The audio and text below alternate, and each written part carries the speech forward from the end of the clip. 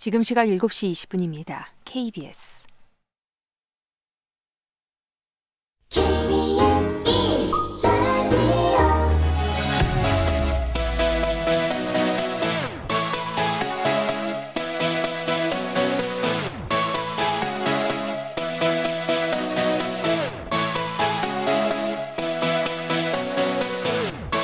KBS 열린 토론.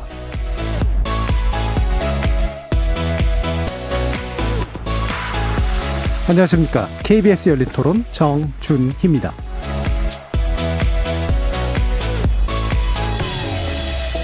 KBS 열린 토론, 오늘은 정치의 재구성으로 여러분을 만납니다.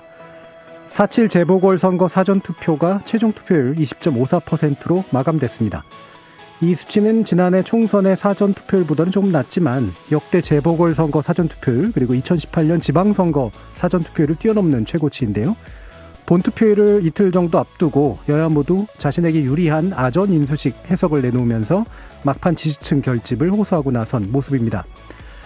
민주당은 여론조사에 잡히지 않는 숨은 진보층이 투표장에 나온 방증이라면서 역전 가능성에 힘을 실었고, 국민의힘은 분노한 민심에 적극적 표출이라면서 본선거에서의 승리를 강조하고 나섰는데요. 코로나19와 봄비로 인해 여의치 않은 상황이었음에도 불구하고 사전투표율이 이처럼 높았던 이유는 무엇인지, 이 뜨거운 관심과 참여가 본투표에까지 이어질지, 나아가 여야 가운데 어느 쪽이 더 지지층 결집을 이뤄낼 수 있을지 정치의 재구성 논객들의 평가 들어보겠습니다. 다른 한편 본투표율을 이틀 앞두고 서울시장 보궐선거에 출마한 여야 후보들 간의 마지막 TV토론회가 오늘 낮에 진행됐습니다. 오세훈 후보의 내곡동 땅 관련 거짓말 여부를 두고 두 후보 간 치열한 설전이 오갔죠. 특히 내곡동 땅 측량 날에 오세훈 후보를 직접 봤다는 음식점 사장의 증언을 두고서도 서로 판이한 대응이 눈에 띕니다. 이어지는 2부에서 선거 막판 이슈로 떠오른 여러 가지 논란 살펴보고 표심에 미칠 영향 전망해보는 시간 갖도록 하겠습니다. KBS 열린 토론은 여러분이 주인공입니다. 문자로 참여하실 분은 샵 9730으로 의견 남겨주십시오. 단문은 50원, 장문은 100원에 정보 이용료가 붙습니다. KBS 모바일 콩, 트위터 계정 KBS 오픈, 그리고 유튜브를 통해서도 무료로 참여하실 수 있습니다. 시민 논객 여러분의 날카로운 의견과 뜨거운 참여 기다리겠습니다. KBS 열린 토론 지금부터 출발합니다. 살아있습니다. 토론이 살아있습니다. 살아있는 토론, KBS 열린 토론. 토론은 라디오가 진짜입니다. 진짜 토론, KBS 열린 토론.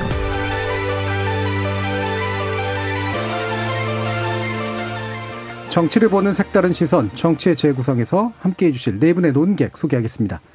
더불어민주당 장경태 의원 나오셨습니다. 안녕하세요. 장경태입니다. 이준석 전 국민의힘 최고위원 자리해 주셨습니다. 네, 안녕하십니까. 전 정의당 혁신위원이셨죠. 김준우 변호사 나오셨습니다. 안녕하세요. 자, 격주로 모시고 있습니다. 김성회 열린민주당 대변인 함께하셨습니다. 네, 안녕하십니까. 자, 구체적인 여러 가지 쟁점들에 대해서 설전을 벌일 마지막 날이 되지 않을까 싶긴 한데요. 일단은 이 얘기부터 좀 해보죠. 방금은 아니죠. 이제 얼마 전에 끝난 토론회까지 좀 세 차례 TV 토론이 진행이 됐습니다. 이게 이제 선거의 판세를 좀 바꿀 만한 흐름을 만들어냈을까, 그렇지 않을까 궁금해지기도 한데요. 물론 이제 각자 보는 나름대로 좋게 평가를 하시겠지만 약간 냉정한 평가까지 좀 덧붙이시면서 이 TV 토론이 어떤 영향들을 미쳤을지 한번 내용을 좀 들어봐 보도록 하겠습니다.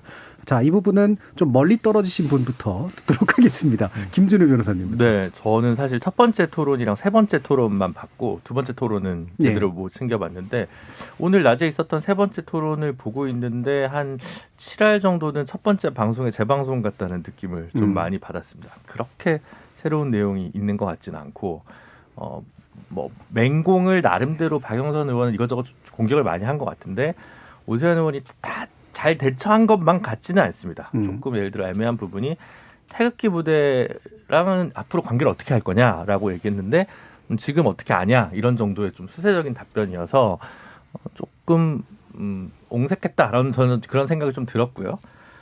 그거야 이따가 이준석 최고위원께서 얘기를 해주실 거라고 생각을 하고, 다만 현재 이제 결정적으로 그 토론을 통해서 구도가 완전 전변된다거나 그럴 모멘텀이 만들어지지는 않은 것 같아서 현재까지 열세로 알려져 있는 박영선 의원 입장에서는 거의 마지막 토론이었을 텐데 조금 더 아쉬움이 더 컸겠다라는 생각이 좀 많이 듭니다. 예.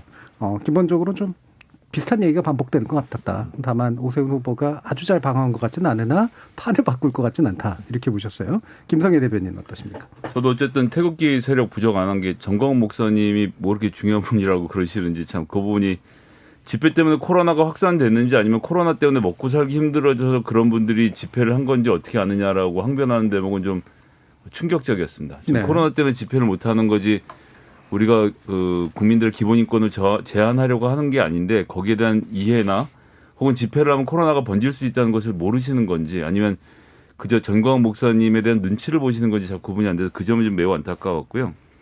그다음에 하나 또 좀 잘 이해하기 어려웠던 대목은 정비 지수제 폐지라고 공약이 나갔어요. 그러니까 뭐 어려운 얘기를 쉽게 하면 재개발하는데 점수 매기는 거 대신 네. 폐지해서 막 하겠다라는 공약을 해놓고 완화라고 또 말씀 바꾸시는데 정확하게 정비 지수제를 이해를 못 하셔서 그런 말씀하시는 건지 공약에 대한 이해도가 낮은 건지 아니면 지금 생각이 바뀐 건데 바뀌었다는 걸 정확히 표현하지 못하는 점에서 좀 안타까웠고요.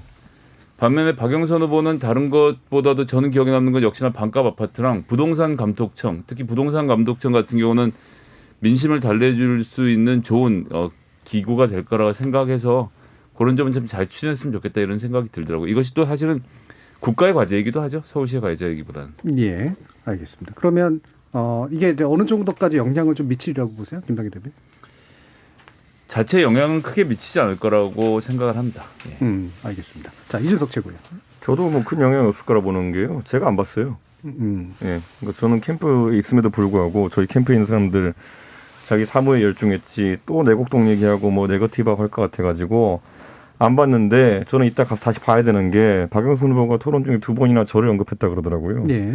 그래가지고 이제 후보에 대한 네거티브가 이제 또 부족한지 캠프의 미관말직인 이제 뉴미디어 본부장에게까지 네거티브 하시는 모습 보면서 정말 당황스러웠고 그 사실관계도 제가 또 나중에 짚어드리겠지만은 창동 차량 기지에 대해서 본인이 부적절한 말씀을 하셔가지고 실제로 우원식 의원과 노원인 지역구 의원들이 거기에 대해서 주민들한테 해명하느라 고생하신 문자랑 그리고 그런 페이스북 글 같은 것을 제가 제 페이스북에 다 정리했는데요. 공영방송에서 중계하는 TV 토론에 가셔서 제 명예를 훼손했으니까 제가 일기장에 적어놓겠습니다. 일기장에만 적으시고. 근데 이준석 최고위원님 말씀 들으니까 이 토론 2번 이외에 한 번으로 들었는지는 알겠네요. 네. 그래도 이게 선거 때는 토론이 되게 중요한데 네. 너무 이렇게 캠프에서조차도 이 어차피 이기고 있는 거니까 토론 횟수를 줄이겠다는 생각이 너무 드러나서 좀 저희가 민망합니다. 원래 알람이 이제 가동되는데 이거 뭐 틀 때마다 네거티브하고 내곡동 얘기만 하고 생태탕 얘기만 하니까 저희가 뭐 나중에 하이라이트를 보지 저희가 다 보진 않겠다 이런 생각입니다. 예. 자, 장경태 의원. 그동안 TV 토론을 많이 거부해 오셨는데요. 뭐 사실 시간 끌기로 이 오세훈 후보 측이 전혀 이 TV 토론 응하지 않으셔서 저희도 겨우겨우 이번 TV 토론을 잡았다는 말씀 드리고 싶고요. 좀 성의 없는 시간 때우기가 좀 많았다고 봅니다. 의혹에 대해서 전혀 해명이 안 됐는데 그동안 계속 저희가 이제 몇 차례 이 거짓말 이런 걸 떠나서 뭐 진실로 그럼 뭐 그동안 발뺌할 수 있다고 생각합니다. 그러니까 10분 양보해서 발뺌했다 할지라도 과연 이 주택국장의 전결이냐 물어봤더니 거기에 대한 답변이 없어요. 전결이라고 본인이 말씀하셔놓고선 또 이 그린벨트 해제 시점이 노무현 정부다라고 하셨는데 저희가 공문서를 보여드렸더니 뭐 거기에 대해서 뭐 미안하면 미안하다, 인정하면 인정한다, 뭐 이런 방법 반응이 있어야 되는데 그런 말씀도 없으시고요. 또 이 LX 그러니까 뭐 공공기관 근무자나 또 이 경작 주민이나 혹은 또 생태탕 주인님이나 뭐 여러 이 소위 공통의 이 소위 뭐 보신 분들이 측량하러 온 것들을 제보를 하고 계신데 뭐 이 부분은 안 갔다고는 이제 일방적으로 주장하시는데 뭐 어떤 알리바이가 전혀 있는 것 같지도 않고요. 또 이 과정에서 뭐 정광훈 목사의 집회에 대해서 약간 감싸는 듯한 말씀을 하셔서 저는 이분이 이제 서울시장 후보로서 뭐 이런 거는 이 견해 차이라고까지 생각하더라도 최소한 본인의 입장을 좀 단호하게 좀 이야기하셨으면 좋았겠다 이런 생각이 들었습니다. 예, 알겠습니다. 자, TV 토론에 대해서 여러분들이 여러 가지 지적들을 해주시긴 했습니다만 TV 토론 자체를 가지고 뭔가 이렇게 서로 논전을 벌어지고 싶지는 않은 것 같아서 일단 이 정도까지만 한번 평가 들어보고요. 투표에 관련된 얘기로 일단 넘어가겠습니다.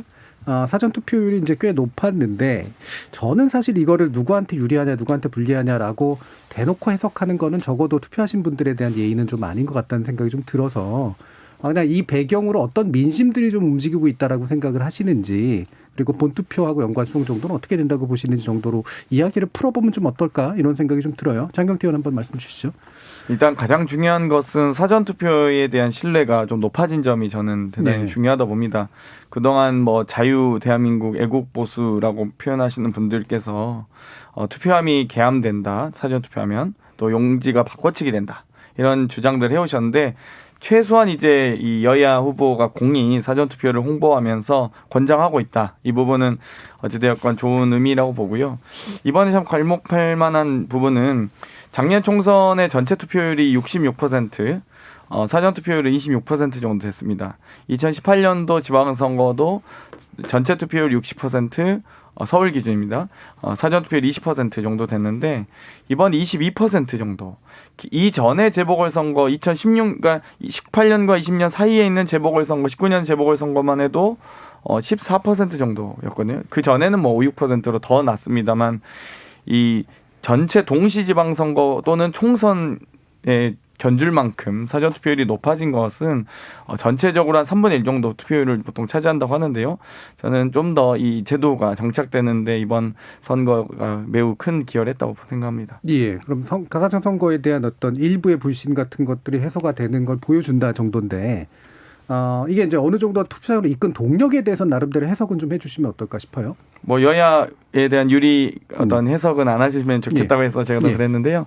어찌되었건 이번 재보궐선거는 전체적으로 적극 지지층이 움직인다는 점이 가장 큽니다. 뭐 진보든 보수든 적극 지지층들이 가장 먼저 또 빠르게 이 지지 후보를 결정해서 투표에 나서는 측면 때문에 사전 투표는 적극 지지층의 사실상 투표율이다라고 보시는 게 맞고요. 이제 마지막 최종까지 보고 결정하시는 분들이 이제 뭐 진보의 소극 지지, 뭐 보수의 소극 지지, 또 중도층의 참여가 얼만큼 되느냐에 따라서 전체 투표율이 결정되는데 이 부분이 아마도 이 막판 변수를 어떤 가늠하는 잣대가 되지 않을까 보고요. 뭐 유불리를 떠나서 저는 어찌되건 사전투표를 적극적으로 권장하는 문화가 좀 더 많아졌으면 좋겠습니다. 알겠습니다. 자, 이준석 최고위원. 저희가 보통 선거를 겪어보면요. 공약을 내기 굉장히 조심스러운 부분이 있습니다. 예를 들어 부동산 공약 같은 데도 재건축 재개발 공약 같은 경우에는 내면은 집 가지신 분들은 좀 좋아하고 또 이제 임차인의 위치에 계신 분들은 좀 거부감이 들고 이런 공약이거든요. 근데 이번에 저희가 공약을 짤 때는 워낙 부동산 정책 실패가 너무 크기 때문에 저희가 원론적인 언급만 해도 자 보세요. 집 새 들어 사시는 분들은 월세 전세가 뭐 각종 규제 정책으로 인해 가지고 많이 올라가지고 힘들어하시고 집 가지신 분들은 공시지가 올리고 또 보유세 올라가가지고 굉장히 힘들어하시고 집을 살려는 사람들은 대출 규제를 해가지고 집을 못 사게 했으니까 그것 때문에 짜증나시고 집 가진 사람, 집 살 사람, 새 들어 사는 사람 전부 다 지금 굉장히 짜증이 난 상태거든요. 그러니까 의식주 중에 주에 해당하는 상황에서 민주당에 대한 평가가 이럴지언데 저는 과연 민주당에서 사전투표율이 어떠냐에 대해 관계없이 본인들이 어떤 지지층에서 표를 가져올 수 있다고 생각하는 것인지 저는 그게 약간 의아하고 어쨌든 높은 지지율이라는 것은 그런 측면에서의 정책 실패를 심판하기 위한 심판 투표적 성격이 강하다. 저는 이렇게 보고요. 저희 정당에도 연구소가 있지만 민주당에서도 연구소가 있을지언데 사전투표율 데이터가 나오면은요. 저희가 유의미하게 가장 먼저 분석하는 것이 자당 우세 지역과 타당 우세 지역의 사전투표율 변화를 봅니다. 근데 이번에 저희가 그 지표구로 보는 곳이 관악, 서초, 용산, 양천이거든요, 보통. 근데 저희가 봤을 때는 이번에 그 서초에서는 사전투표율이 평균보다 많이 올랐고요. 관악은 평균보다 적게 올랐습니다. 전체적으로 다 오르긴 올랐습니다. 왜냐하면 이번에 보궐이기 때문에 주중투표가 공휴일이 아니기 때문에. 그리고 또 나머지 그 소위 말하는 스윙보터 지역이 된 곳들, 이곳들 같은 경우에는 상당한 이제 증가율을 보였거든요. 전 이렇기 때문에 민주당에게 유리한 사전투표율이라고 해석하는 것은 다소 무리가 있다. 그런데 이제 민주당이 그런 말을 할 수 없으니까 지지층 결집용으로 계속 뭐 다 따라 붙었다느니 뭐 이긴다느니 사전투표 이긴 것 같다느니 뭐 이런 얘기를 하고 있는데 까보면 나올 겁니다. 자, 그러면 어떻게 생각하세요? 그러니까 적극적 그러니까 투표층, 지지층이라기보다는 그러니까 적극적 투표층이 나올 만큼 사전 투표에서 나왔다고 보세요? 아니면 아직은 적극적 투표층도 일부 본투표에서는 뭔가 이렇게 나름의 준비를 하고 있다고 그러니까 생각하세요? 적극적 투표층도 보통 나의 재산상의 이익이라든지 삶이 힘들어져서 나오는 투표층은 굉장히 적극 투표층입니다. 예. 집세가 올라서 힘든 분들, 보유세가 올라서 힘든 분들, 집 살 수 없어서 힘든 분들 굉장한 적극 투표층이 될 겁니다. 그게 다 나왔다 봅니다, 저는. 네. 자, 김성애 대변인. 일단 이번에 투표율이 높은 건 전 적극 지지층이 결집을 한 것으로 보고요. 특히 민주 진영의 지지자들이 더 많이 모였다고 생각을 해요. 그렇게 생각하는 이유는 그전까지 여론조사 결과가 이제 박영선 후보에게 일방적으로 불리했기 때문에 뭐 부산도 마찬가지고요. 이대로 가면 선거 해보나 마나라는 생각이 들 만큼이었고 보수 언론들 중심으로 해서 이제 일면에다 그 투표 소위 말하는 여론조사 결과 차이 나는 것을 대대적으로 홍보했던 것은 투표해봐야 소용없다는 여론을 만들고 싶었던 것이었거든요. 이제 거기에 대해서 민주당 지지층이 적극적으로 움직인 거죠. 그렇지 않다라고 움직인 게 한 측면이 있고 전 다른 측면은 또 하나는 지난주에 이제 전국 지표조사 여론조사 결과 뭐 인용은 안 하겠습니다만 문재인 정부에 대한 지지율이 바닥을 친 다음에 반등을 시작을 했거든요. 이게 뭐냐 하면 지난 2주 동안 펼쳐졌던 오세훈 안철수 단일화 이후에 지지율 격차가 많이 났고 이런저런 문제가 있다라는 기사가 쭉 쏟아지면서 이것이 이제 민주당에 대한 맹폭격 부동산 문제를 포함해서 그래서 어느 면에서는 조금 전에 말씀하셨던 이제 중도층들의 그 화가 좀 풀리는 단계가 갔다고 봅니다. 그런 과정에서 이제 민주당이 충분히 사과하고 이런 모습들이 국민들로부터 받아들여져서 화가 풀린 것이 이번 투표율에 반영이 된 거라 일단 사전 투표 자체는 뭐 민주당에 유리하게 작동을 했다고 보는데 아까 전에도 부정선거 말씀하셨지만 이제 4.15 선거가 이제 부정선거로 진행됐다고 생각하시는 분들이 아직 투표를 안 하고 그냥 계셨을 거로 봐서 예. 이분들이 이제 본투표 얼마나 나오느냐가 다음번 승부처가 되지 않을까 그렇게 좀 생각이 됩니다. 네, 그 비율이 은근히 있을 거라고 생각하시는 거죠. 네. 네, 김준임 변호사님. 그러니까 지금 봐서는 그동안 여론조사 지표에서 민주당이 그나마 상대적 우위를 점했던 게 40대. 그럼 40대 같은 경우 이제 출근 이슈가 있으니까 아무래도 사전 투표에 좀 많이 참여했을 거라는 추정은 해볼 수 있을 것 같아요. 그건 좀 개연성 있는 것 같고요. 네. 그러니까 지금 여론조사 그러니까 사전 투표 추이만 가지고 본 투표까지 했을 때 합산했을 때 투표율이 언제까지 될까는 조금 아직 속단하기 좀 어렵지 않나라는 생각이 오히려 역으로 들고요. 사전 투표가 높다고 해서 본 투표율이 그만큼 수치가 갈 수 있을지는 좀 모르겠고 역대 재보궐 중에서 높은 거는 역대 재보궐로 치면 2011년 서울시장 재보궐 이후 가장 큰 메머드급 규모의 재보궐이기 때문에 네. 기존의 재보궐 비해서는 훨씬 더 비중 있는 선거니까 시민들이 많이 참여하셨을 거라는 생각이 들고요. 그다음에 많이들 비과학적이라고 얘기하는데 작년부터 일어난 이 코로나와 이제 벚꽃 놀이를 갈 수 없는 어떤 이 이슈가 네. 실제로 국민분들을 집에서 이렇게 집 앞에 있는 투표소로 좀 나들이 하는 효과가 저는 있다고 생각하거든요. 근데 토요일 비왔는데요. 토요일 비왔기 때문에 더더욱 벚꽃놀이를 안 가고 가까운 투표소를 찾았다는 거죠. 이런 자연적인 요소도 항상 몇 % 정도 작동을 한다고 생각하는데 그래서 아직은 이거 가지고는 결론까지는 어쨌든 알 수 없는 거기 때문에 김성애 최고위원 말씀하신 대로 여태까지 나온 여론조사 결과에 비하면 만약 금요일과 토요일 투표한 것만 개표하면 조금 그거보다 민주당과 국민의힘 후보가 좀 좁혀진 걸 수는 있겠지만 그게 지지율 변화 추이와 연동되는 것인지에 대해서는 저는 잘 모르겠다라는 게 솔직한 심정인 거고요. 정치에서 제일 어려운 거는 사실은 이제 작년 총선 투표율이 높았는데 해봐야 60몇 %고 투표장에 절대 나오지 않는 30%는 과연 이제 어디로 갔는가가 항상 우리 정치의 고질적인 문제인데 정치가 우리 삶을 바꾸지 않을 거라는 강한 확신이 있으신 분들은 투표장에 아예 나오질 않으시죠. 그분들이 오히려 이제 어떻게 보면 사회경제적으로 좀 취약계층에 계신 분들도 상당히 높은데 그럼 정치가 자신의 삶을 개선해주지 못하니까 더 연관성이 없다고 생각해서 투표장에 안 나오는 건데 이 문제는 언제쯤 진지한 문제로 다뤄질까라는 고민을 우리 정치가 사실 좀 다시 한번 되새겨야 된다고 저는 좀 생각합니다. 네. 이 사전투표 저 개인적인 그냥 생각을 말씀드리면 저는 사전투표를 매번 하거든요. 하는 이유가 본 투표나 무슨 일이 벌어질지 몰라가지고 일단 먼저 할 수 있을 때 해두는 게 좋다 이런 생각으로 이제 하는데 너무 많은 의미를 사전투표에 막 부여를 해버리니까 기분이 좀 나빠지더라고요. 그러니까 내가 하는 사전투표의 의미를 왜 저런 식으로 이렇게 뭐 이를테면 어떤 지지층 어떤 뭐 이렇게 다 의미는 있겠지만 그래서 이게 또 약간 동원 경쟁처럼 이렇게 좀 돼서 이게 마치 이제 어떤 것의 선행 지표인 양, 그 다음에 그리고 나서 뭔가 이렇게 어떤 진영에 되게 유리하거나 불리한 양 이런 식으로 되는 것들은 좀 이제는 좀 이렇게 그 의미가 크게 있지 않지 않나라는 생각도 좀 있어서. 맞습니다. 저도 수요일 날 부산 재판이 있어서 사실 토요일 날 투표하러 갔거든요. 저는 원래는 본 투표에 하는데 이번에는 사전 투표했어요. 그러니까 그러니까 투표율을 올리고 싶은 마음도 있었고 적극적으로 참여하는 모습을 보여주고 싶은 마음도 있어서 좀 그래서 그런 데다가 좀 동원 말씀을 하셨는데 저는 민주주의는 기본으로는 동원이라고 생각을 합니다. 오히려 뭐 개개인의 자발적인 시민들이 투표에 참여한다 이렇게 말을 하지만 정치는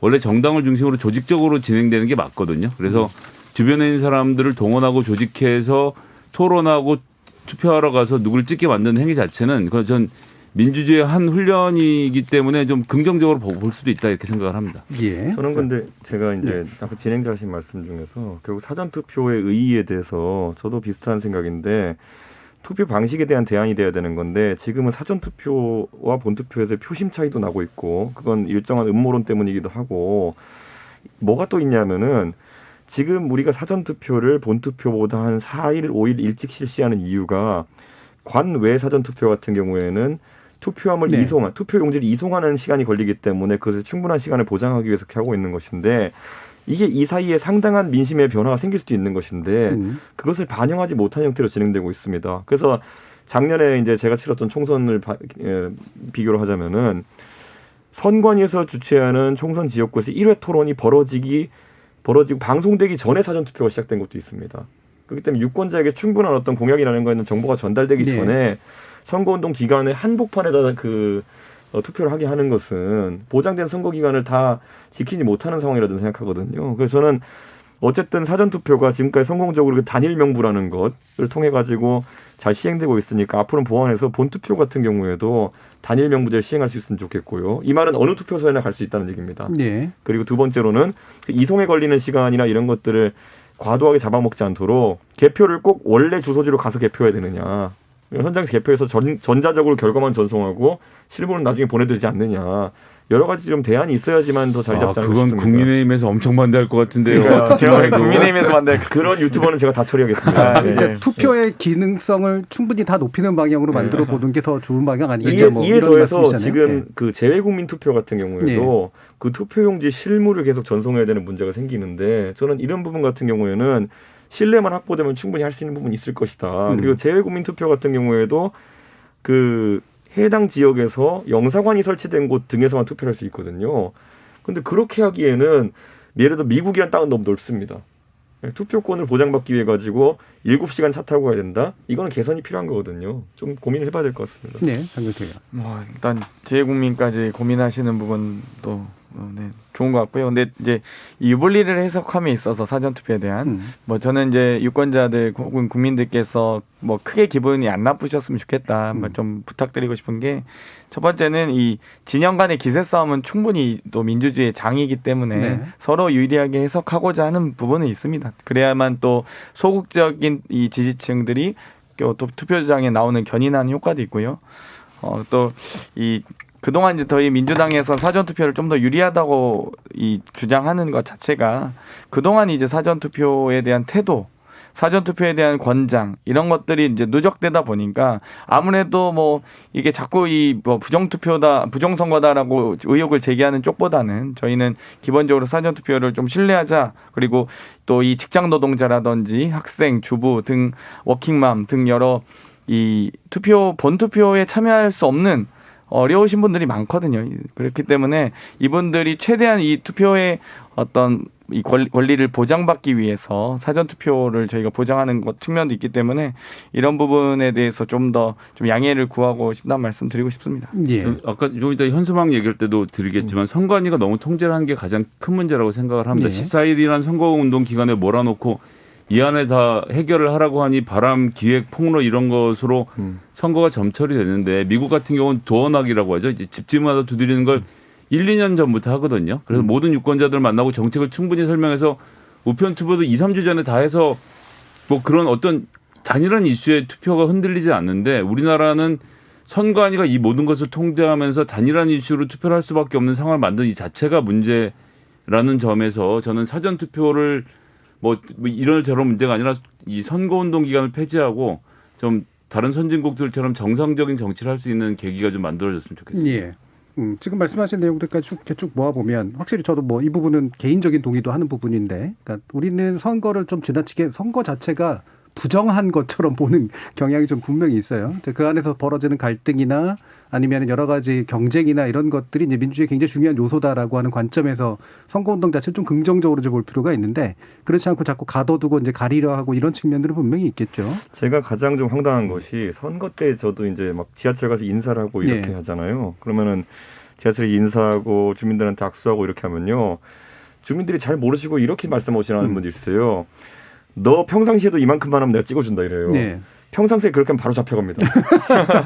평상시에 제가 안 하고 싶어서 안 하는 게 아니라요. 평상시에 지하철역 가가지고 제 이름 달린 옷 입고 인사하고 막 악수하고 이러면서 인원도 그러잖아요. 여러 의견이 있는데 국회의원분들이 하기 싫어가지고 법을 그렇게 만들어놨다는 얘기가 사설 같은데요. 그러니까 이게 되게 본인들이 고생하기 싫어서. 오해이신 게 아마 지역의 아니 이준석 의원은 영선이니까 그 얘기를 하실 수가 없고 아니, 지역에 있는 의원들이 더 자기 몸 고생하기 더 싫어서 진짜 스스로 묶어놨다는 게 아니, 지역에 제가 볼 있는 때 유력한 여의도의 항상 다수설 그 오해를 같습니다. 하세요. 정치인들은 선거 때만 나와서 저런다 이러는데 그렇죠. 선거 아닐 때 그러고 다니면 잡혀갑니다 저희. 아니 오죽할 게 없으면 트럭 타고 다니면서 노래를 부르겠습니까? 예. 고쳐야죠 진짜. 이건 바꿔야 됩니다. 예, 장경태 의원의 입장에서는 어떠세요? 뭐 일단은 제가 이제 초선이지만 국회의원이 생각한 것 이상으로 정말 바쁩니다. 그래서 일단은 기본적으로 회의가 많고요. 그리고 사실 저도 공부를 해야 되는데 자료 검토할 시간이나 여러 가지 뭐 조사할 시간도 필요한데 뭐 그것 플러스해서 또 지역에 있는 현안들 또 챙기다 보면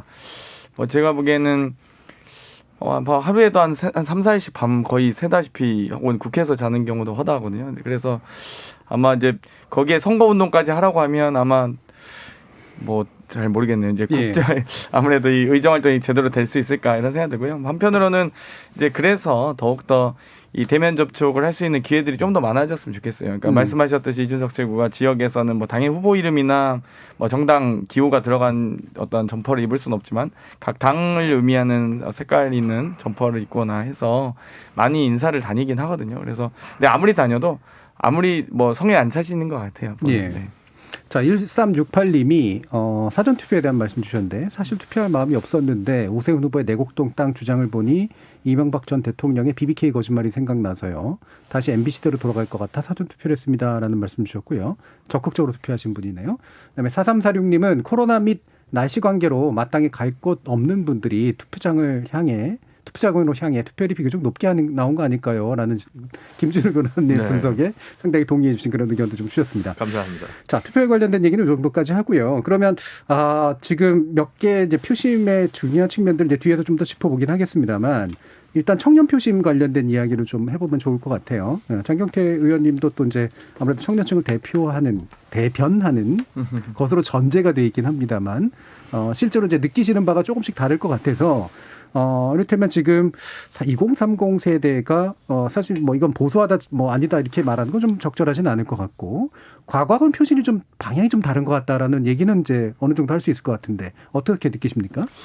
분명한 것은 저희 어떤 정부와 여당의 정책과 견해를 달리하시는 또 청년층들이 많이 늘어났던 건 사실입니다.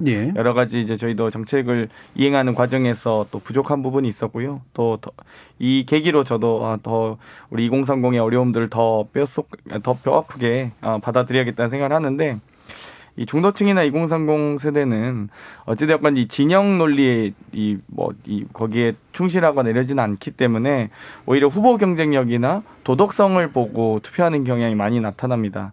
그래서 아무래도 이번 과정에서 예를 들면 박영선 후보와 오세훈 후보의 경쟁력이나 도덕성, 또 김영춘 후보와 박형준 후보의 경쟁력이나 도덕성 등을 많이 따지시는 것 같고요.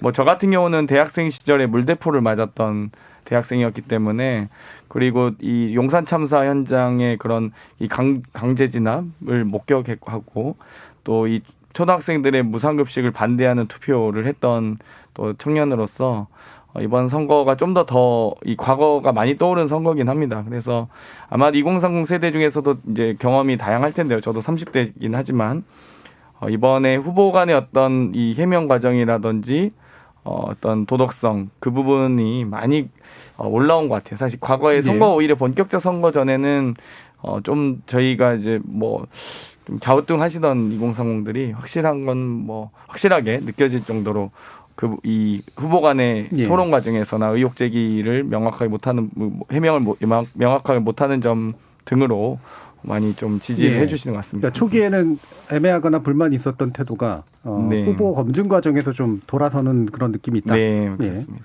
어떠세요, 이준석 측은요? 뭐 도대체 어떤 사람들을 만나고 다니시는 겁니까? 예, 그게 그렇게 변화가 감지되신다 그러면 장경태 의원이 대중과 좀 동떨어진 어떤 집합을 만나고 계신 게 아닌가 이런 생각하고, 저는 기본적으로 지금 정권 4년 차에 치러지는 정권 평가적 성격이 있는 선거입니다. 그걸 심판일지 아니면은 더 지켜주자 할지는 개인에 따라 다르겠지만은 근본적으로 국민들이 묻는 건 이겁니다. 지난 4년 동안 또는 박원순 시정 10년 동안에 내 살림살이가 나아졌느냐를 보는 것이거든요. 근데 거기에 대해서 민주당이 답을 내놓으려면은 네거티브보다는 뭐 지금까지 평가라든지 아니면 새로운 비전을 보여줘야 할 것인데, 저는 사실 장경태 의원과 언제든지 환영하는 토론이 뭐냐면은 도대체 수직 정원은 왜 하자고 하는 것인지, 아니면은 교통섬에도 아파트를 짓겠다는 건 무슨 발상인 것인지, 예? 이런 것들은 저는 충분히 상대 공약에 대해서 질문하고 검증하는 건 할 수 있고, 만약에 저희 오세훈 후보에 대해서 똑같은 공약에 대한 질문이 있다 그러면은 제가 즐거워서라도 토론을 준비하고 그다음에 대응을 할 텐데, 최근에는 이게 뭐 생태탕 뭐 증인 이런 얘기만 나오는데 우리 국민들이요, 학습 효과가 있습니다. 민주당이 이번 정권 들어가지고 증인이라고 데리고 왔던 사람들이 어떤 결말이 난지는 다 봤을 거예요, 국민들이. 예를 들어서 윤지호 씨 어떻게 됐죠? 그때 윤지호 씨한테 경찰 경호를 제공해야 되고 여러 가지 혜택을 제공해야 된다고 주장했던 게 민주당이었고, 그때 간담회 기자회견까지 열어줬었는데 윤지호 씨 지금 귀국도 안 하고 있습니다. 수사받기 싫어가지고. 거기에 더해가지고 채널A 제보 사건 문제도 한번 보십시오. 감옥에 있는 분들이라든지 사기 문제로 문제되신 분들을 다 증인으로 불러가지고 국가의 공무원을 공격합니다. 저는 이런 것들의 결과가 좋게 나왔으면 뭐 좋게 봐줄 수 있는데, 그런 사람들을 의인이나 공익제보자로 칭송하면서 사실 국가 혼란만 초래했기 때문에 이번에 저는 모르겠습니다. 이것도 뭐 생태탕이니 뭐니 하는 것도 어떻게 결론 날지 지켜봐야겠지만은 학습 효과가 있고 새던 바가지가 또 센 것이다 이런 느낌이 듭니다. 질문은 2030이었는데 얘기는 포괄적으로 해주셔가지고 아니 네거티브밖에 안 하니까 2030 얘기 들은 게 없어요. 진짜 오세훈 후보나 박형준 후보는 참 편하신 것 같아요. 정책 준비도 안 하시고 정권 심판만 주장하셔서, 사실 이제 제가 이 KBS 심야 토론 그저께 했던 방송이었죠. 저랑 했잖아요. 이 수직 정원에 대해서 오세훈 시장이 본인 2011년 6월에 이 서울시발로 보도자료를 배포한 게 있습니다. 그 당시 수직 정원을 자기가 적극적으로 유치하겠다. 본인이 시행한 정책도 기억하지 못하는데 뭐 관측도 기억 못할 수는 있긴 하지만 그래서 기억 앞에 겸손한 것도인지도 모르겠지만 어찌됐건 이 정책 논쟁을 저도 환영합니다. 우리 당의 후보들 뭐 이 박영선, 김영춘 후보가 많은 공약들을 제시했고요. 그런데 이 상대 후보 측은 오히려 유독 이 정권 심판 말고는 할 말이 없으신 것 같아요. 그래서 오직 무조건 반대로만 하시면 되는 거라고 생각하시는 것 같은데, 아무튼 저희는 정책 검증도 중요하고 또 후보 검증도 중요하다고 생각합니다. 아니 우리 당 후보가 수직정원대에 찬성했다 그러는데 그 수직정원은 지금 서울시청 가면 있어요. 아니 찬성한 게 아니고요. 오세훈 시장 시절 수직정원을 만드셨다고요. 그러니까 그게 뭐냐면은 서울시청 안에 가면은 그 그린 카페트라고 해가지고 만들어 놓은 그냥 내부의 어쨌든 장식물이잖아요. 근데 박영선 후보가 말하는 수직정원은 그와 천차만별이고, 보시면은 그때 저희 후보가 그때 토론회에서 판넬도 보여줬지만은 중국에서 실패했던 나무 심는 아파트예요. 예? 거기에 모기 살고 이래가지고 문제되는 건데 그걸 동치로 비교하는 거는 말도 안 되는 거죠. 네, 알겠습니다. 자, 이게 뭐 2030 문제, 그다음에 증인 문제는 좀 이따 좀 다시 한번 좀 얘기를 해보고요. 증인은 만약에 굳이 비교하려면 선거 시기마다 나오는 증인이 어떻게 처리됐던가, 사실 이 부분에 좀 주목하는 게 맞는 것 같아서요. 그 부분 뒤에서 좀 논의해보고, 이준석 최고위원이 그냥 2030에 대해서 얘기한 부분은 그냥 3977님의 의견으로 아마 뭐 좀 뒷받침하면 되지 않을까 싶은데, 서울시장 후보를 내선 안 되는 민주당이 LH 사건을 덮기 위해 16년 전에 확실치 않은 증언을 내세워 오세훈 후보를 비판하고 있습니다. 물고 늘어지는 형태 안쓰럽기까지 합니다. 후보를 내선 안 되는 민주당의 너무나 뻔뻔스러운 태도에 국민의 한 사람으로서 이젠 환멸을 느낍니다라고 하는 그런 의견으로 제가 볼 땐 정리가 되지 않을까 싶습니다. 자, 다시 넘어가서요. 김성애 대변인 보시기에 지금 좀 젊은 층이나 뭐 이 세대별로 좀 나누기에는 뭐 여러 가지 좀 사실 여론조사 지표라든가 뭐 투표율이라든가 이런 것들 봐야지 좀 알긴 합니다만 그러니까 결국 주관적으로 얘기할 수밖에 없는 측면들은 좀 있긴 있는데 일부 세대별 어떤 성향의 어떤 바뀜이라든가 또는 지지세의 바뀜이라든가 이게 선거 와중에 좀 일어나고 있는지 아니면은 애초에 보여지던 그런 모습 그대로 가는 것 같은지 어떠세요? 저는 뭐 이제 아까 전에 물대포 맞으셨다 그러는데 저는 경찰이 때리는 쇠파이프에 맞으면서 학교를 다니던 세대였는데 그때도 보수적인 분들이 되게 많았어요. 그러니까 네.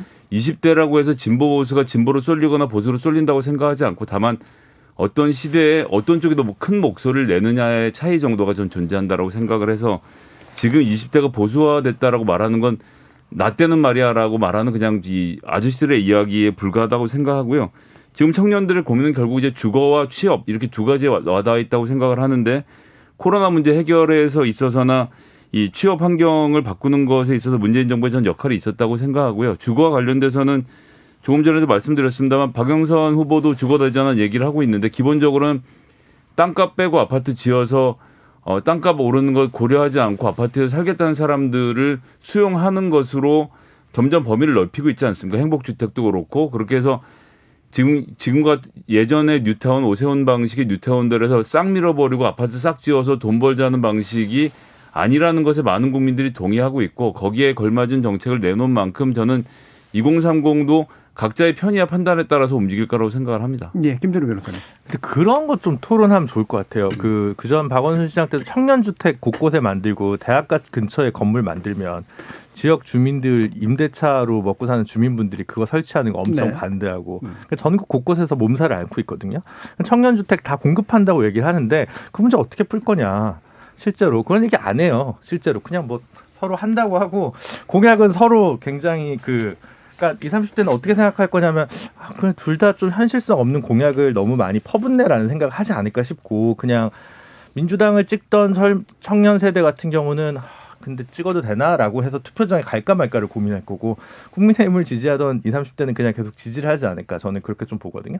그래서 민주당 입장에서는 왜냐하면 지난 총선이 제일 큰 기준이고 그리고 뭐 20, 30대뿐만 아니라 전반적으로 봐도 2010년에 오세훈 후보가 서울시장 선거 이겼을 때 당시를 거슬러 올라가면 그때도 구청장 선거랑 광역의회 선거에서는 민주당이 이겼고요. 그 후로 11년 재보궐선거, 12년 총선, 14년 지방선거, 16년 총선, 17년 대선, 18년 지방선거까지 서울 선거에서 민주당이 다 이겼습니다. 그럼 12년 만에 지금 폐색이 짙은 선거를 한다는 거는 굉장히 사실은 민주당한테 유리한 운동장에서 왜 이렇게 열의가 됐는가에 대해서 사실 좀 되짚어 볼 필요가 있겠다. 민주당 입장에서는 특히 뭐 내년 대선 준비해야 되고 지방선거를 다시 준비해야 되니까. 그래서 나름대로 10년 동안 닦아놓은 좋은 운동장에서 왜 이렇게 엉망인 걸 하고 있냐라는 거를 사실 민주당이 더 반성해야 될 지점이 아직은 전 더 훨씬 더 많다고 생각을 하고요. 근데 이제 그 양쪽 모두 찍어야 될 이유를 반드시 막 보여주고 있지는 않은 것 같다는 생각이 드는 게 정의당 당원들은 정의당 지지층에 대한 여론조사를 보면 한 20, 30% 정도, 20% 정도는 오세훈 후보를 찍을 수도 있다고 얘기를 하고 30, 40%는 박영선 후보를 찍을 수 있다고 생각하는데 30, 40%는 모르겠다라고 답변하고 있거든요. 그러니까 그런 유동층이 분명히 좀 존재하고 있는 게 이번 선거여서 그분들이 투표장에 가느냐 마느냐가 사실 결정적인 차이가 아닐까 싶은데 그걸 네거티브만으로 견인해낼 수 있을까? 저는 거기에 대해서 좀 의문부호가 붙습니다. 네. 자, 5391님은 여당은 오만과 독선으로 독단적인 행보를 보였음에도 부동산 포함 주요 정책에서 실패를 거듭했습니다. 이번만큼은 책임을 지고 자중하는 게 옳다고 봅니다라는 의견 주셨고요. K81127481님은 투기 못 잡았다고 투기꾼 찍을 수 없고 도둑 못 잡았다고 도둑놈 찍을 수 없습니다. 국민의힘이 투기에 있어서 정말 깨끗하다고 자신할 수 있는지 여당을 비판할 자격이 있는지 묻고 싶습니다라는 또 의견도 주셨습니다. 선거 시기이기 때문에 굉장히 자르젠 듯한 그런 발언을 지금 하고 있습니다. 뭐 제가 딱 보고 막 하는 건 아니고요. 이게 좀 균형들이 좀 잡혀진 견해들이 좀 나오고 있는데요. 자, 이 부분에 대해서 뒤에서 좀 더 이제 논의를 해봐야지 될 것 같은데 어쨌든 우리 앞에서의 논의 자체는 지금의 내년에 사전투표 이제 이틀 정도 남은 그런 기간 동안 과연 이제 큰 대세가 바뀔 수 있는 것인가라는 그런 부분들에 관련된 논의를 좀 진행을 해봤고요. 2부에서는 이제 몇 가지 논란들 좀 짚어보면서 정치적으로 이게 의미가 좀 있을지에 대한 이야기 좀 더 나눠보도록 하겠습니다. 지금 여러분께서는 KBS 열린 토론과 함께하고 계십니다. 토론이 세상을 바꿀 수는 없습니다. 하지만 토론 없이 바꿀 수 있는 세상은 어디에도 없습니다.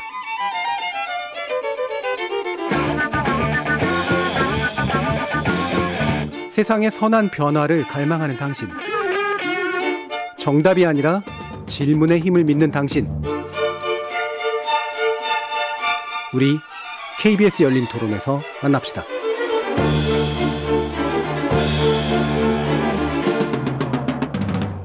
KBS 열린 토론 월요일 코너 정치의 재구성 함께하고 있습니다. 김성회 열린민주당 대변인, 전 정의당 혁신연진이셨던 김준우 변호사, 이준석 전 국민의힘 최고위원, 그리고 장경태 더불어민주당 의원 이렇게 네 분과 함께하고 있습니다. 자, 뭐 시간이 많이 남지는 않았습니다만 쟁점 몇 가지 이제 짚어보게 될 텐데요. 일단 이제 문자 하나 소개시켜드리고 이제 쟁점 들어가겠습니다. 2071님이 국민의힘 주호영 대표가 식당 사장과 아들이 16년 전의 일을 어떻게 상세하게 기억할 수 있느냐라고 말을 하는데 사람에 따라서는 자신에게 특별한 일이라고 여겨질 땐 40, 50년이 지나도 생생하게 기억할 수 있습니다. 만약 식당 주인의 증언이 사실로 확인된다면 당선 여부를 떠나서 책임을 져야 합니다라는 그런 의견을 주셔서 결국 내곡동 땅과 관련된 논쟁인데요. 이게 오세훈 후보 측은 이제 본질은 그게 아니다, 같다 아니다, 그러니까 측량을 같다 아니다 이렇게 이제 주장을 하지만 민주당 쪽에서는 그게 최종적인 문제이고 동시에 중간에 왜 자꾸 말들이 바뀌는가라고 하는 부분을 가지고 지금 지적을 하고 계시잖아요. 그러니까 아까 이제 이준석 최고께서 이 증언, 선거 시기에 나오는 증언이라고 하는 건 언제나 충분한 음모의 어떤 가능성들이 있는 거기 때문에 끝나고 나서 봐야 한다라고 하는 건데 이게 나중에 실제로 끝나고 나서 어떻게 될지도 잘 모르겠어요. 이게 영향을 안 미칠 수도 있고 당연히 그렇지만 자 어떻습니까, 이준석 최고위원? 저는 민주당이 계속 이제 소위 말하는 엄중 경고, 뭐 긴급 결단 무슨 뭐 이런 거 막 하겠다고 하는 거, 중대 결단 하겠다고 하는 것 자체가 그냥 선거를 계속 이 국면으로 끌고 가겠다라는 것이거든요. 예. 왜냐하면 우리 국민들 입장에서는 그럼 뭐가 있는지 좀 보자 이러는데 예고편만 계속 틀고 있어요. 커밍순. 그러니까 이거는 제가 봤을 때는 굉장히 좀 선거를 혼탁하게 이끌려는 의도가 있다 이렇게 보는 것이고요. 상식선에서도 만약에 민주당이 뭐 이게 중요한 문제도 아닙니다만 진짜 막 갔다는 것을 입증하고 이렇게 하려면은 제가 만약 상대 선대위 있었다면요. 사전투표가 시작되기 전에 어쨌든 최대한 본인들이 확보한 증거를 내놓거나 이렇게 해야 됐을 텐데 그렇게 하지 않았다는 것은 지금 그냥 공언에 그치면서 뭐 계속 이제 가고 있는 게 아닌가 이런 생각이 들고요. 저는 선거에 있어서 민주당이 겪고 있는 곤란한 지점이 이 선거 결과가 만약에 큰 패배로 나타나거나 했을 경우에는 민주당의 복잡한 당내 사정도 작동할 것이다. 저는 이렇게 봅니다. 왜냐하면 지금 결국에는 과거에 오세훈 시장이 2번의 서울시장 선거를 치렀거든요. 첫 번째는 강금실 후보와 치렀던 적이 있고요. 두 번째는 한명숙 전 총리와 이제 치렀던 적이 있거든요. 둘 다 여론조사에서는 15% 20% 격차 나오는 건 맞지만은 강금실 후보는 여론조사대로 큰 격차가 났고요. 한명숙 총리 같은 경우에는 0.6%차로 붙었습니다. 둘 다 저희가 이긴 선거였지만은 그 두 선거 이후에 패배했던 민주당이 겪어야 되는 후과는 완전 차이가 났습니다. 그때 한명숙 총리가 지고 나서는 바로 정비하고 다음 선거를 준비했었지만은 강금실 장관이 졌을 때는 나름 참신한 이미지의 여성 장관이었고 굉장히 인기가 높았던 강금실 장관이 거의 더블 스코어로 이제 지면서 그때는 당이 깨졌거든요. 당이 깨지고 그다음에 대통합 민주신당이라는 걸 만들어가지고 대선에 가야 됐을 정도 혼란을 겪었기 때문에 저는 민주당이 지금 굉장히 불리한 상황에서도 우리 핵심 지지층만큼은 결집해야 된다. 그렇기 때문에 핵심 지지층이 관심을 가질 만한 선거의 마지막까지 불꽃을 꺼트리지 않으려는 그런 시도의 일환으로서 뭔가 있는 것처럼 계속 네거티브를 하고 있다. 이런 생각이 들고요.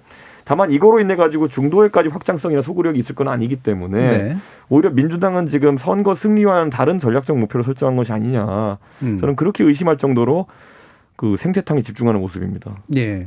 사실 뭐 이 부분은 이제 더 다른 분들 얘기 들어보겠습니다만 저는 의혹에 대한 정치적 평가와 그 이후에 대한 어떤 판단은 다를 수 있다고 생각을 하거든요. 예. 근데 이 부분이 이제 지금 당에서는, 그러니까 지금 국민의힘 쪽에서는 그다지 심각한 문제가 아니기 때문에 그리고 벌 증거도 별로 없는 것 같고 실체성도 없는 것 같기 때문에 사실은 중요하지 않다고 보시는 것인지 아니면은 어느 정도 논란이 될 만한데 표심에 영향을 안 미치는 것 같으니까 그냥 괜찮다고 보시는 건지 이 부분이 좀 헷갈려요. 이 이야기는 이미 뭐 열흘이 넘게 숙성된 이야기입니다. 네. 근데 표심에 아주 뭐 대단한 변화를 준 것 같지는 않고 그것이 저희가 뭐 자만해서가 아니라 기본적으로 아까 제가 말씀드렸던 이거는 정권 4년째에 대한 평가적 성과인데 네. 평가를 위해서는 지금 만약에 정책에 실패가 좀 있다고 한다면은 이렇게 해서 더 잘하겠습니다라는 새로운 비전을 제시하든지 아니면 지금 성과를 수치로 홍보하든지 이런 게 있어야 되는데 네. 그걸 못하는 이상 결국에는 민주당 지지층을 결집시키는 데 네거티브가 활용될 수 있겠지만은 네. 실망한 국민들을 되돌리는 선까지 가지 못할 것이다. 그래서는 민주당이 선거 전략상 왜 이런 걸 자세를 취하는지가 네. 저희 입장에서 약간 의아한 것이고 저희 입장에서는 반대로 거꾸로 정책 토론을 하고 싶습니다. 예를 들어 아까 제가 뭐 수직정원 같은 대표적인 걸 얘기했지만은 박영선 후보의 뭐 재건축 재개발 공약이라는 것이 네. 공원에 그치지 않기 위해서 그런 것을 검증하고 이런 절차를 겪고 싶은데 토론만 나가면 하여튼간 생태탕 얘기만 하고 있으니까 저희가 뭐 어떻게 해야 될지 모르겠습니다. 네. 장경태 의원. 저는 뭐 이번에 이 주호영 원내대표가 콧노래를 부른다든지 뭐 오세훈 박형준 후보를 후보로 선출하는 모습 보면서 이 벌써부터 국민의힘의 오만 DNA가 작동하는 것이 아닌가 하는 생각이 듭니다. 사실 이번에 이 생태탕 뭐 먹었냐 측량했냐 측량 현장에 갔냐 안 갔냐 이 부분은 그냥 본인이 본의 아니게 장인의 땅이 개발 이익이 좀 있었다 이렇게 인정하면 뭐 사실 여기까지 안 왔을 거거든요. 근데 심각하게 본인 스스로 좀 키운 측면이 있다 이렇게 말씀드리고 싶고요.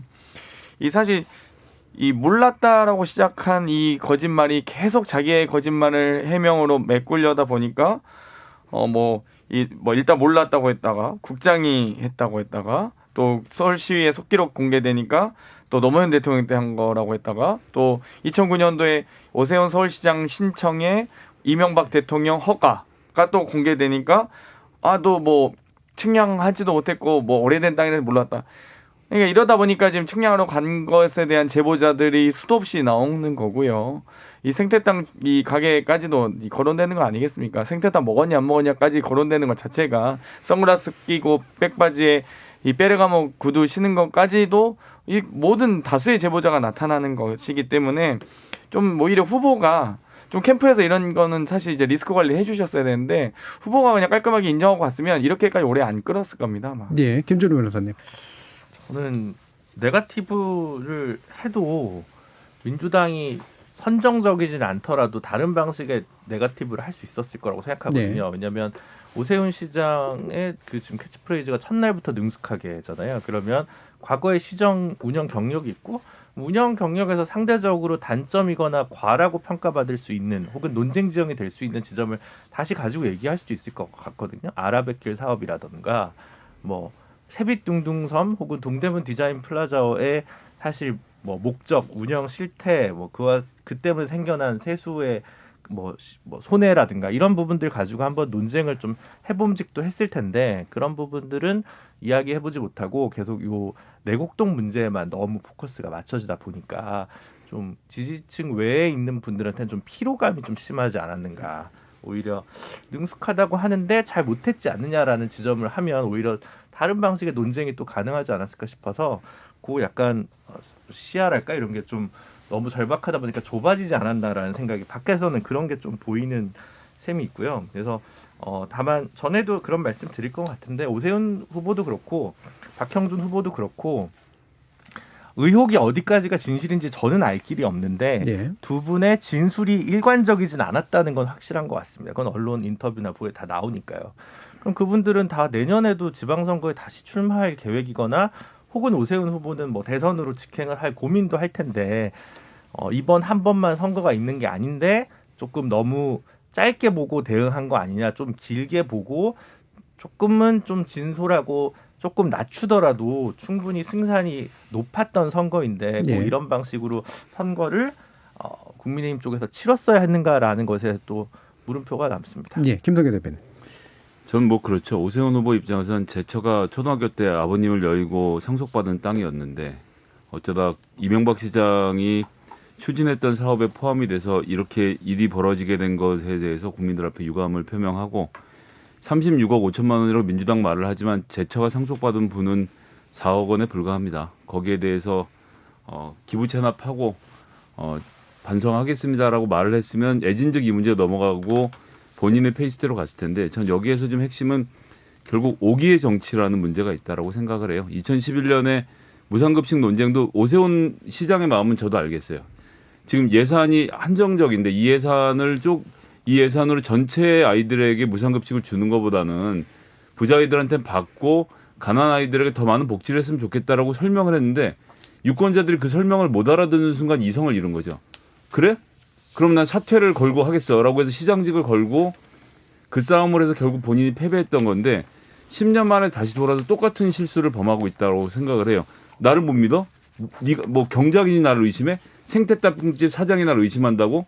라는 그런 어떤 레토릭. 그러니까 이 시대의 장삼이사들을 대하는 태도가 벌써 보이는 거 아닙니까? 그런 과정에서 안철수 후보에게 그런 후보직 사퇴 이 말을 꺼내서 이거 하나로 이 난장판을 만들고 있는 이 오기의 정치인이 뭐 좀 이따 용산 얘기도 하겠지만 한 번도 제대로 된 사과를 하는 것을 보질 못했는데 이런 정치인이 본인의 명예 회복을 위해서 정치를 하는 것에 국민의힘이 이만큼의 힘을 쏟아 주어야 되는 건지 전 그 점이 참 아쉽고 안타깝습니다. 예. 그럼 이제 얘기 마침 용산 얘기도 나왔으니까 만약에 이제 지금 아까 윤석철 의원께서 지적해 주신 대로 현 정부에 대해서 누적된 불만들이 이미 이제 마음을 이제 상당히 단단하게 만들어놨고 그래서 지금 국민의힘 오세훈 후보에 대해서 여러 가지 의혹들이 제기돼도 그게 이제 표심에는 작용을 하지 않는 그런 구조인 수준은 있을 것 같은데 이게 만약에 앞에 조건이 없었다면 꽤 또 작용할 수도 있었던 그런 문제잖아요.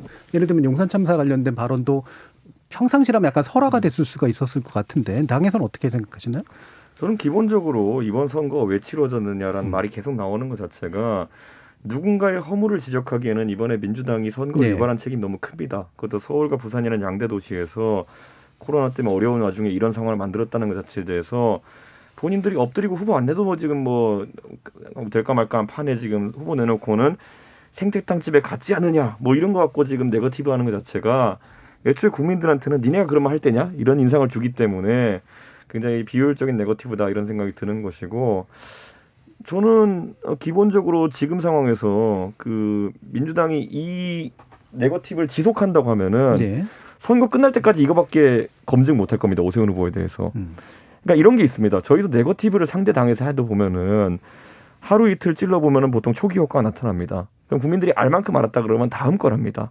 근데 민주당이 지금 여기에 대해서만 계속 투자하는 거는 그냥 사퇴 요정이 된 거거든요. 아까 김성애 대변인 말씀하셨지만 사퇴하겠다라는 본인의 어쨌든 선언 하나를 붙들고 지금 상황에서 하루하루 한 포인트씩 따가지고 뭐 선거 지지율 높여가지고 우선 선거 이기자 이런 것보다는 사퇴 요정이 사퇴하세요만 계속 외치면서 한 방을 노리는 거거든요. 전 이거 자체가 굉장히 소극적인 자세로 볼 수가 없다. 예. 안타깝습니다. 예. 사퇴 요정은 다른 분한테 썼던 말인 거로 기억하는데. 저희 당에서 탈당하셨었기 때문에 저희가 자유롭게 쓸 수 있습니다. 이은재 의원 투과되십시오. 민주당. 자, 장경태 의원. 뭐 일단 저도 김성애 대변인의 말씀에 되게 공감하는데요. 국민의힘이 정말로 이 국민들의 지지를 받고 또 민주당의 허물을 지적하면서 정권 심판을 주장하기에는 오세훈 박형준 후보가 너무나 부끄럽습니다. 사실. 이 정도의 후보들 때문에 국민의힘이 이 정도의 당력을 쏟아야 되는지도 안타깝고요. 저는 오히려 이 오세훈 후보의 했던 발언들이 더욱더 이 국민들과 시민들의 이 감정을 더 자극한다고 보는데 뭐 굳이 하지 않아도 되는 말들이거든요. 용산 참사는 임차인들의 폭력적 저항이 본질이다라든지 무상급식에 대해서는 뭐 부잣집 자제와 가난한 집 아이로 구분한다든지 땅 투기 관련돼서 뭐 직권남용 소지가 있다는 점이 있다면 오히려 반성하고 그 부분은 제가 사회에 환원하겠습니다 했으면 보다 더 큰 정치인 또 오히려 좀 더 10년 만에 변화된 정치인의 모습을 보여줬을 텐데 10년 전과 지금이 하나도 변한 게 없다고 보여지니까 더 극렬한 저항과 반대에 부딪힐 수밖에 없다. 좀 본인 스스로가 좀 더 성장한 모습을 좀 보여줬어야 된다 봅니다. 민주당에서는 예를 들면 용산 문제라든가 이런 내곡동 문제를 제기했을 때 실제로 현재 얘기하시는 것처럼 오세훈 후보 측에서 인정하고 사과하고 뭐 이랬을 거라고 솔직히 기대하셨어요? 뭐 근데 사실 오히려 인정하면은 좀 뭐랄까요, 이 문제가 빨리 사그러질 수 있다라고는 예상했는데요. 물론 저희가 이 정도까지 큰 사건인지 몰랐습니다. 본인이 스스로 알고 있으면서 주택국장에 지시하고 또 본인이 신청해서 이명박 대통령의 재가를 받으면서까지 무리하게 그린벨트를 해제했는지까지도 저희가 다 알진 못했지만 조사하면서 알게 됐죠. 또 박형준 후보 또한 LCT만인 줄 알았어요. LCT 특혜 분양인 줄 알았는데 알고 봤더니 이미 뭐 엄청난 토지에 5천여 평의 토지에 미등기 된 건축물이 있었고 그 건축물에 또다시 후보자 재산신고를 누락해서 사실상 이 부분은 만약 재산 변동 신고를 하지 않았다면 뭐 당선 무효가 확정되는 정도 수준의 라든지 경주 신계리에 이 580평의 5필지에 또 토지가 있는 것도 계속적으로 지금 발견해 가고 있는 과정이거든요. 홍대 입시가 또한 뭐 그냥 응시한 적 없다라고 해서 본인이 그냥 정보 공개 청구해서 예. 받으면 되는 자료이기 때문에 저희는 이 좀 조사하면서 좀 놀라울 뿐이었지. 그리고 오세훈 후보 건 같은 경우는 그냥 인정하고 넘어갔으면 이렇게까지 커질 일은 아니다. 아니 근데 봅니다. 그 인정을 시키려면요. 예. 뭐 물증이라는 걸 바탕으로 해가지고 그 부인한 알리바를 깨야 되는 것이거든요. 예를 들어서 오세훈 후보가 진짜 생태탕 집에 간 적이 없다라고 본인이 알고 있을 때 그걸 반박해서 깨지 않으면은 이거는 우리가 매우 치니까 네가 인정하고 넘어가라 이런 식의 원님 재판이거든요. 그러니까 저는 그런 걸 하겠다는 것이 아니라면 떼거리 정치하겠다는 게 아니라면은 지금 그런 말씀하시면 안 되고요. 자, 우리가 조국 사태로 돌아가 봅시다. 조국 장관 때 보면 여러 가지 의혹이 제기됐고요. 그들 중에 상당히 국민들이 신빙성이 있다고 판단하는 부분이 있었고 장관 사퇴를 요구했고 여러 가지 사과나 이런 걸 요구했는데요. 조국 전 장관은 그 당시에 여권의 대응이 뭐였냐면은 법적 판단을 받아볼 때까지 가야 된다. 예? 그래가지고 법적 판단까지 받았잖아요. 근데 거기에 대해서 민주당이 사과한 적 있습니까? 없잖아요. 근데 왜 지금 단계에서 생태땅 집에 갔는지 마는지 이런 거. 자, 그럼 한번 물어볼게요. 그러니까 국민의힘도 같은 전략을 아니요. 쓰시는 건가요? 그러니까 생태땅을 거론할 게 아니라 그러니까 본질은 자, 그거잖아요. 심지어 내가 그냥 끝나고 할게요. 자, 그러면은 지금까지 민주당이 항상 제기했던 논리 사과를 하기 위해서 그럼 법적 판단을 받아야 된다는 것인데 물론 받고도 사과 안 하지만은 도대체 오세훈 후보가 위반한 법이 뭔지 한번 말해보세요. 아니 그냥 그렇게 얘기하셨으면 돼요. 그러니까 방금 저희 보고 생태 땅이 중요하냐 아니냐고 물어보실 게 아니라 시장 시절 장인의 땅이 그린벨트 해제 구역에 들어가서 죄송합니다 하셨으면 됩니다. 근데 왜 그걸 못 하세요? 아니, 그러니까 무슨 그러니까 법을, 10년 전에 자, 오세훈 시장과 전혀 달라진 게 없는 모습이고요.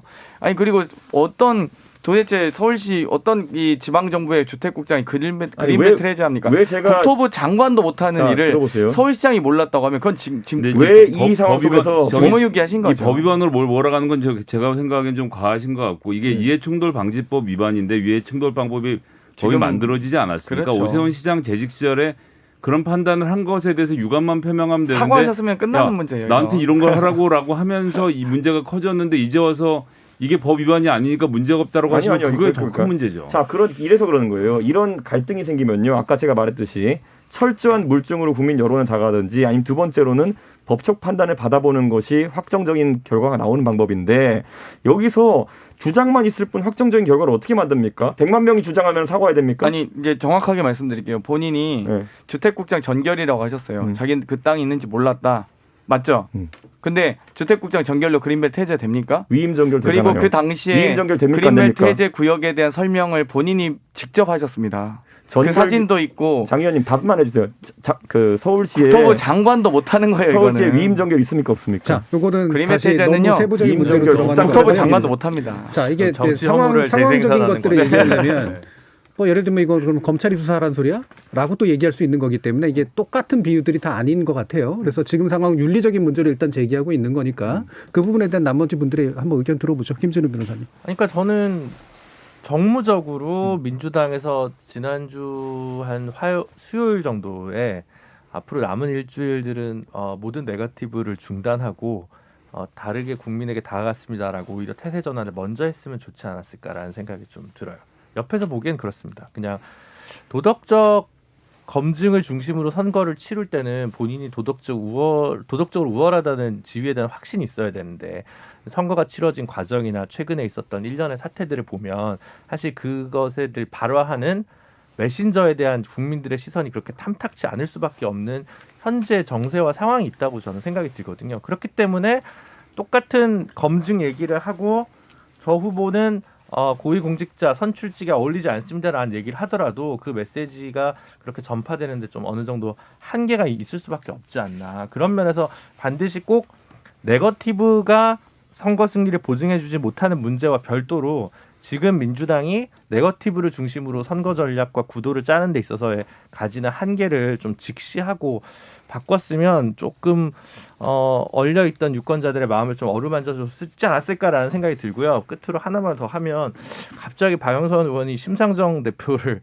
소환해서 정의당도 도와줬으면 좋겠다라는 메시지를 갑자기 아무 맥락 없이 뭐 전화를 한번 하셨다고 하는데 던지셨는데 사실 정의당 입장에서는 작년 선거제도 개혁 과정에서 총선 과정에서 위성정당 문제와 관련해서 굉장한 충돌이 있었고 그 후에 양당 간에 그에 대한 어떠한 제대로 된 정치적 의사소통이나 교환이 없었습니다. 근데 그런 상황에서 갑자기 선거 때 되니까 갑자기 도와달라는 취지로 이렇게 얘기하는 것이 정치적 윤리나 도의에 맞는가 저는 그것도 좀 한번 되묻지 않을 수 없습니다. 아니, 원래 그런 사람들이에요. 김성애 대변인.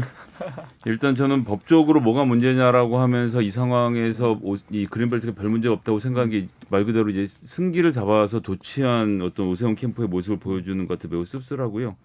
용산 참사 임차인들의 폭력적 저항이 본질이다 이 얘기는 꼭 좀 해야 되겠습니다.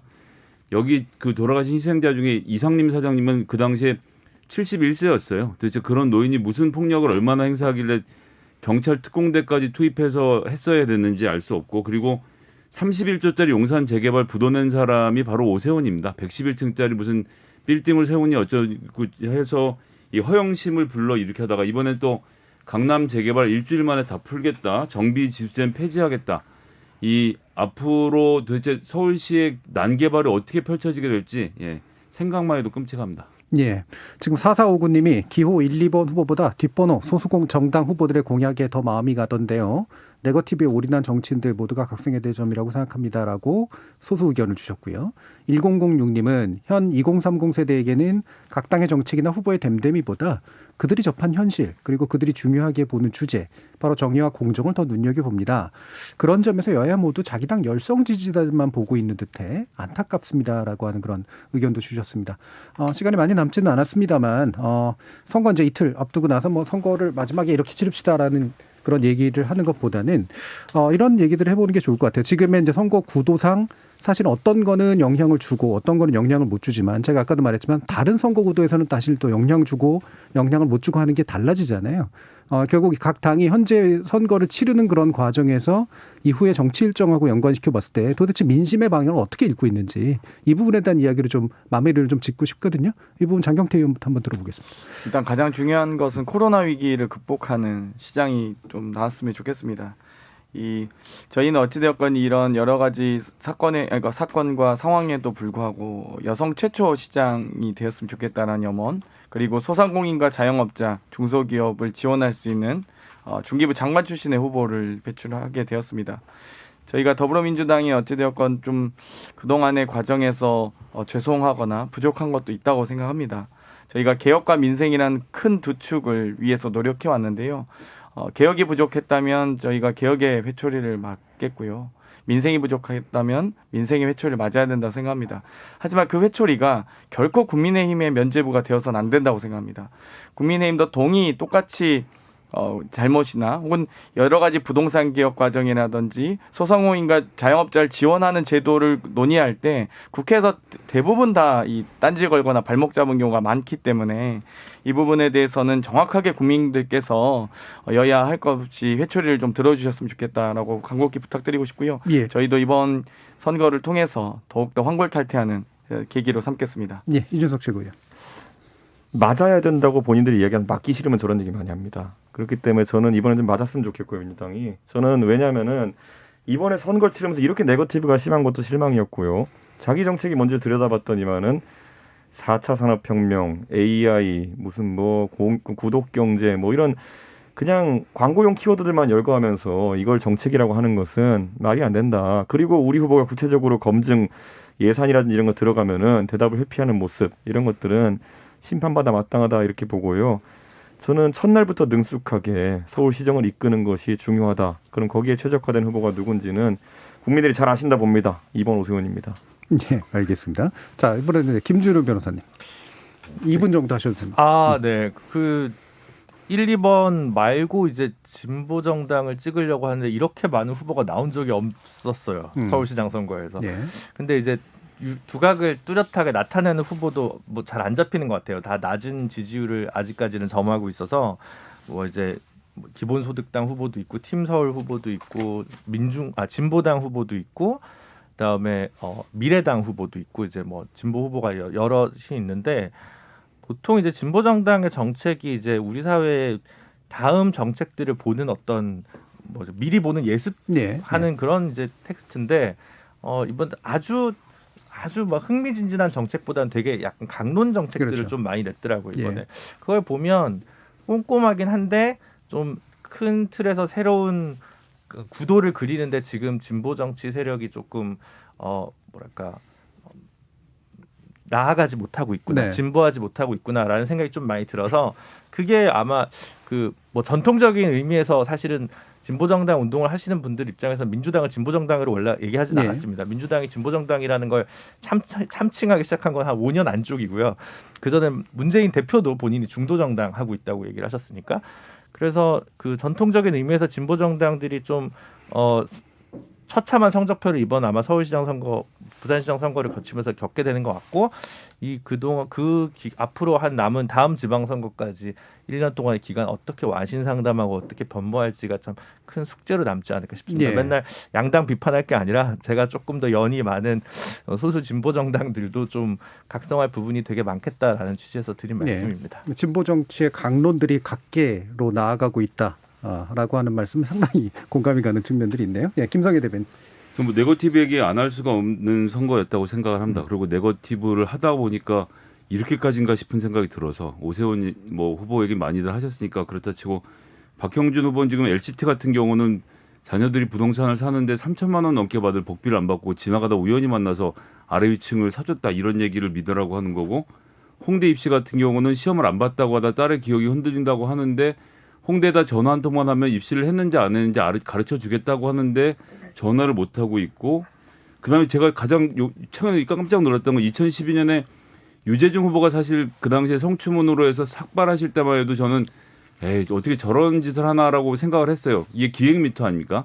직접 피해자가 나타나서 얘기를 했는데 결국 피해자 주장했던 이분 무고죄로 징역형까지 선고받고 법정 구속됐다가 집행유예로 풀려나서 이번에 인터뷰를 다시 하시면서 여러 가지 말씀들 하시는데 이게 알고 보니까 이 공소시효가 남아 있더라고요. 그러면 이것이 올 하반기에 이 수사와 관련된 내용들이 펼쳐지면 이게 국민의힘에게 양 후보가 전부 다 큰 짐이 될 것 같은데 이런 국면 저는 지금이라도 좀 해소를 할 부분들은 해소를 해야 된다는 생각이 계속 듭니다. 그래서 네거티브로 볼 게 아니라 검증의 단계에서 국민들의 관심을 가져주셔야 된다는 말씀드리겠습니다. 예. 그러면 해소할 것은 해소했으면 좋겠다는 구체적으로 어떤 것들을 얘기하시는 건가요? 이미 늦었죠. 사실 안철수 후보나 이현주 후보가 나왔으면 좋았겠다 싶은 생각이 들 지경으로 특히 박형준 후보의 이런 문제들은 그냥 유야무야 넘어갈 수 없게 된 문제라고 보여져서요. 여기에 대해서는 국민의힘이 지금 이 문제를 결단하지 않으면 이것이 결국 대선에 엄청난 큰 부정적인 영향을 미치겠구나 하는 생각이 드네요. 예, 이번 선거로 끝나진 않을 것이다. 네. 예, 이런 생각을 얘기하셨습니다.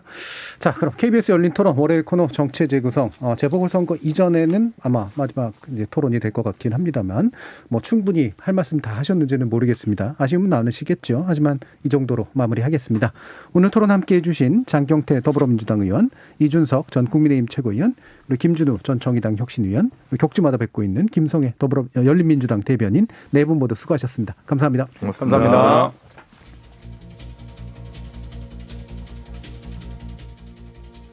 선거는 민주시민의 의무이자 권리이기는 하지만 민주주의가 오래된 나라들의 투표율은 사실 그렇게 높진 않습니다.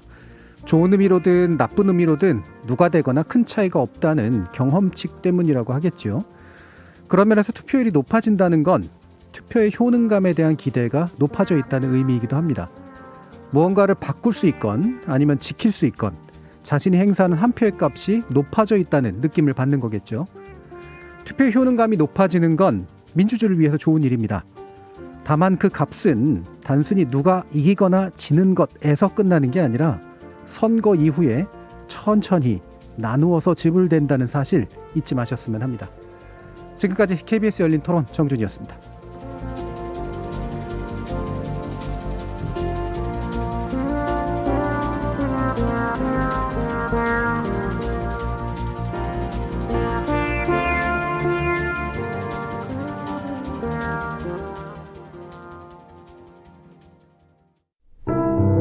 안녕하세요. 이동우입니다. 실명 이후에 어떻게 살아갈 수 있을까 되게 막막했었거든요. 라디오를 듣다가 자연스럽게 장애인들이 한국 사회에서 어떻게 살아갈 수 있는지 많은 정보를 또 얻을 수 있었고, 3라디오 국제방송 그리고 한민족 방송